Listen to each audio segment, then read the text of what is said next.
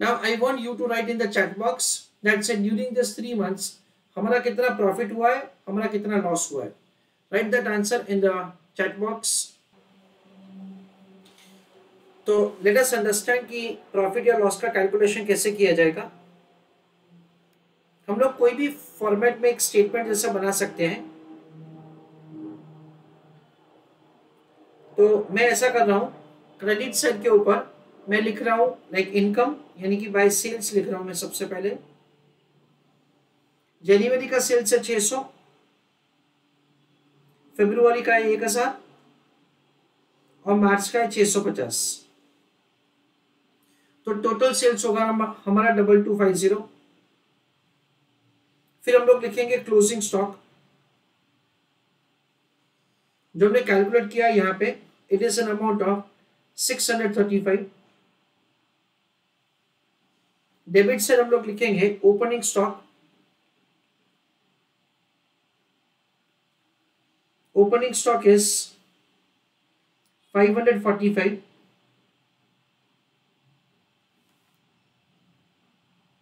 फिर हम लोग लिखेंगे टू परचेज. परचेज ये 3 महीने का 600, 390, 450. Total is 1440. 600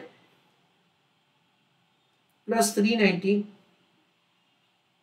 plus 450. So the total is 1440. ये परचेस हो गया 3 महीने का. फिर हमको दो एक्सपेंसेस ये रखे हैं. Two direct labour. Labour cost including over time are expected to be 1,50,000 in January, 2 lakhs in February and 1,60,000 in March. 150 plus 200 plus 160. So total आता है 510 का एक्सपेंसेस फ्रेंड्स. उसके बाद लिखेंगे टू सेलिंग एक्सपेंसेस एक्सेट्रा. हमको दे रखा है selling expenses, administration expenses, tax and other cash expenses. उन सब का टोटल है 1 लाख रुपए हर महीने का. सो 1 लाख रुपए जनवरी से लेके मार्च तक का हर महीने का. टोटल हमको दे रखा है 300 का. That is the way the total expenses are calculated. तो वापस हम लोग क्या करेंगे, क्रेडिट साइड का टोटल करेंगे, उसमें से डेबिट साइड का टोटल माइनस करेंगे और फिर हमारे पास प्रॉफिट या लॉस आ जाएगा. यहाँ पे दो इंपॉर्टेंट चीज मुझे आपको बताना है फ्रेंड्स कि क्वेश्चन में हमको डिप्रीशिएशन का इंफॉर्मेशन नहीं दे रखा है. ऑफ कोर्स डिप्रीशिएशन का इंफॉर्मेशन हम लोग इग्नोर ही करेंगे जब हम लोग first part of the question कर रहे हैं, जब हम लोग second part of the question कर रहे हैं. पर हमको डिप्रीशिएशन को कंसीडर करना है जब हमको third part of the question करना है. व्हाई? क्योंकि third part of the question accounts के पॉइंट ऑफ व्यू से है. दूसरा, जो भी डेट फाइनेंसिंग हमको क्वेश्चन में दे रखा है वो डेट फाइनेंसिंग का जो इंटरेस्ट है उसके बारे में भी हमको कोई भी इंफॉर्मेशन नहीं दे रखा है. अगर उसका कोई भी इंफॉर्मेशन हमको क्वेश्चन में दे रखा होता देन इन दैट केस हम लोग एटलीस्ट आउटस्टैंडिंग इंटरेस्ट लिखते और जो भी इंटरेस्ट है उसको P&L अकाउंट में डेबिट करके प्रॉफिट या लॉस का कैलकुलेशन करते. तो ये दो चीज के बारे में आपको ध्यान रखना है. सो क्रेडिट साइड का टोटल करते हैं 2250 प्लस 635 तो 2885 आ जाएगा. So this is 2885. This is again 2885. तो ये बैलेंसिंग फिगर क्या आ जाएगा, प्रॉफिट आ जाएगा.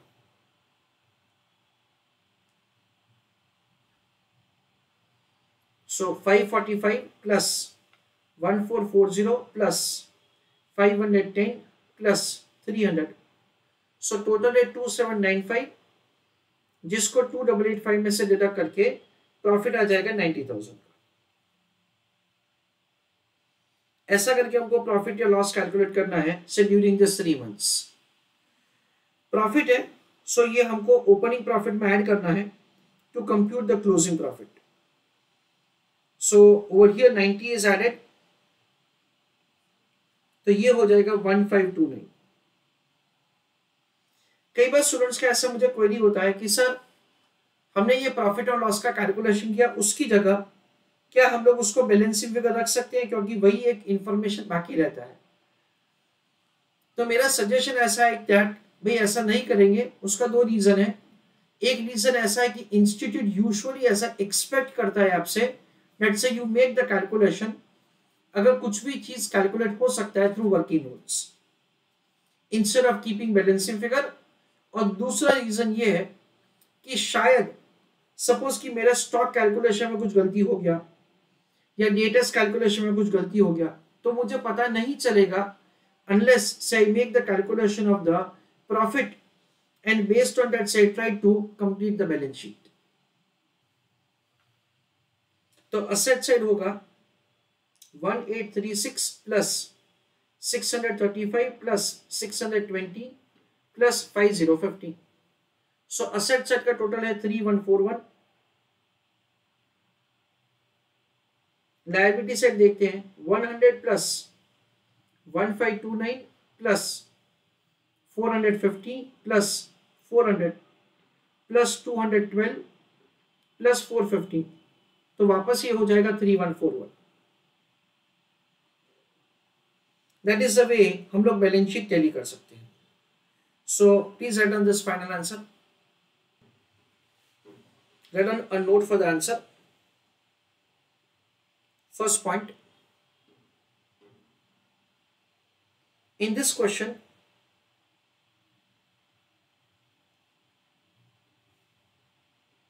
information for depreciation is not given।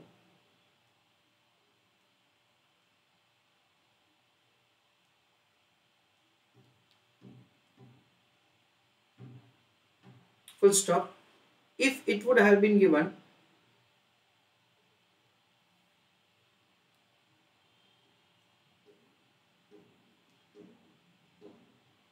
comma, it will be considered in third part of question,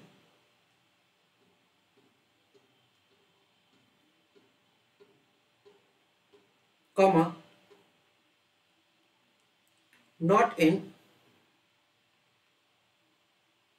first and second part of question।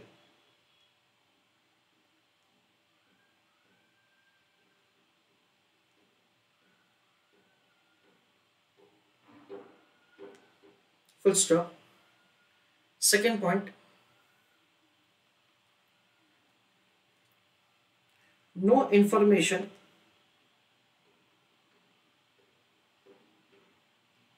is given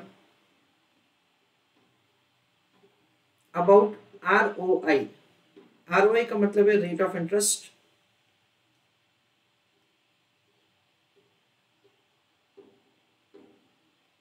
comma, so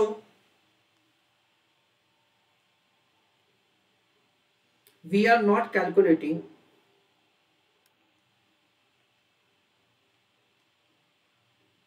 amount of interest,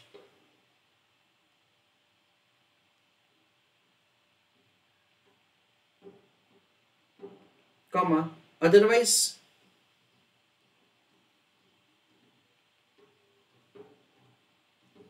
we would have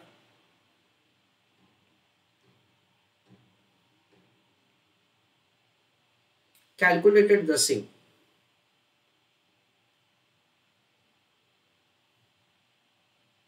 for determining profit loss and for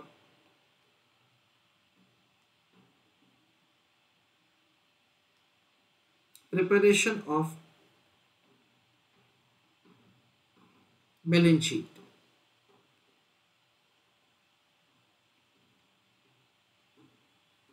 full stop। this is what we understand। So friends, आखिरी में मैं एक छोटा सा आपको summary दे देता हूं पूरे आंसर का। सबसे पहले हमको यहाँ पे कैलकुलेट करना है, दैट इज से प्रिपेयर करना है कैश बजट 3 महीने का। उसके लिए हमको एक छोटा सा वर्किंग नोट बनाना पड़ेगा, जो मेरे हिसाब से बहुत ही इंपॉर्टेंट वर्किंग नोट है। Calculation of the purchase of the raw material and payment for purchase of raw material. जो भी हमारा सेल्स होने वाला है उसका 60% हमारा रॉ मटेरियल का कॉस्ट है, जो हम लोग प्रीसीडिंग मंथ में बाय करेंगे और उसका पेमेंट उसके नेक्स्ट मंथ में करेंगे। तो that is an important working note.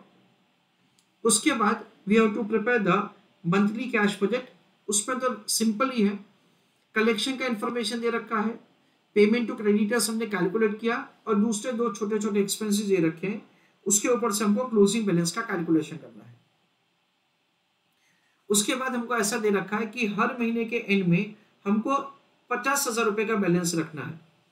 तो उसकी वजह से what is the amount that say we are required to borrow और रीपे।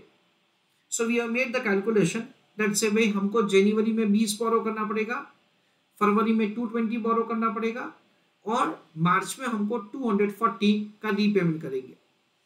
कोइंसिडेंटली जो बोरो कर रहे हैं वही का वही रीपे कर रहे हैं, हमेशा ऐसा नहीं होगा, पर कोइंसिडेंटली यहाँ पे ऐसा हो रहा है।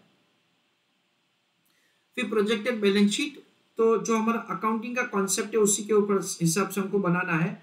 से बैलेंस शीट यहाँ पे डेटर्स का सिंपल कैलकुलेशन है, ओपनिंग है, सेल्स ऐड करेंगे, जो भी कलेक्शन मिला उसको डिडक्ट करेंगे तो हमारे पास क्लोजिंग बैलेंस आ जाएगा। एक दूसरा शॉर्टकट तरीका भी हमने समझा, स्टॉक का कैलकुलेशन, ओपनिंग है, खरीदा जो है उसका इंफॉर्मेशन है। मेरे हिसाब से ये जो कंजम्पशन है ना वो इंपॉर्टेंट है। फ्रेंड्स, मैं आपको ये सब क्लेरिफिकेशन इसलिए दे रहा हूं कि जब आप रिवीजन करो ना तो आपको बेसिकली ये सारे पॉइंट्स के ऊपर फोकस करना है, इस वजह से। और फिर हमको 3 महीने का प्रॉफिट लॉस कैलकुलेट करना है, जिसके ऊपर से हम लोग बैलेंस शीट बना पाएंगे। उसके बाद मैंने आपको नोट पे 2 पॉइंट्स लिखवाए, एक डिप्रीशिएशन और दूसरा रेट ऑफ इंटरेस्ट।